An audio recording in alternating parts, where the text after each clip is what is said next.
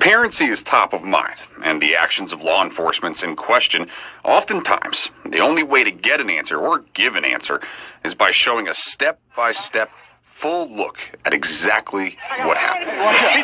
Any day could be the day where we're on the verge of something we're seeing happening in our state over in Elizabeth City. In North Carolina, I've been on the whole time. The only way we'll see body camera recordings before a potential trial is if a judge decides it should be released and issues a court order. We happen to have a video of what happened. We have instant replay for that incident. Cody St. Pierre is a corporal with the Greensboro Police Department and the president of the Greensboro Police Officers Association.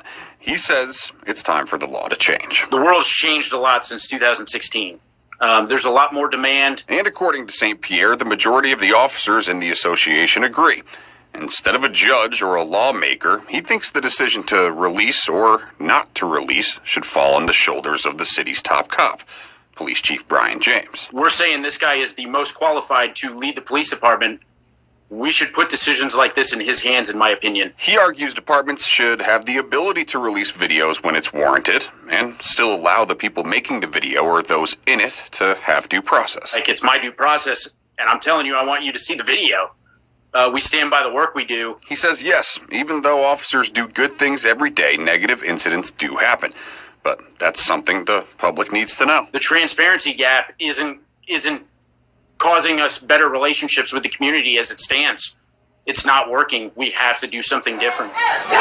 Every person investigated for a crime, whether you're a civilian or a police officer, that you deserve that right to a fair trial. Forsyth County District Attorney Jim O'Neill, on the other hand, thinks the law is working the way it stands, saying the right to a fair trial can be jeopardized when people don't see a full picture and only something like a clip of video. All of us want to believe that we can be fair and impartial, but nonetheless, when drips and drabs of information come out and you're not privy to the entire picture, people tend to form opinions. He also sees the other side of St. Pierre's argument that a lot more is captured on these cameras, not just things like officer-involved shootings, interviews, investigations, identities. Those individuals that are being investigated for crimes, nobody's interested in seeing those videos. They only want to see the videos when law enforcement is involved in a shooting or a physical takedown.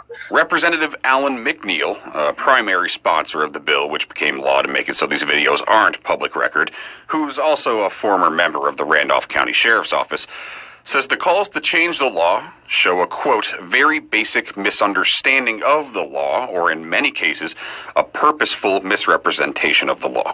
He calls the body camera videos evidence and says it's protected, just like crime scene photos, fingerprints, other evidence of a crime.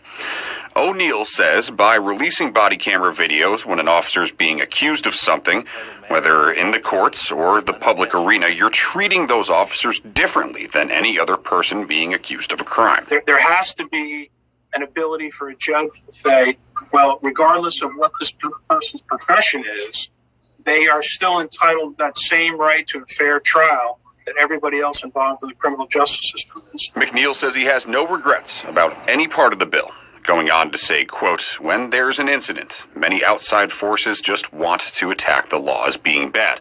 These incidents need to be adjudicated in a calm and fair manner in a court of law and not by street mobs.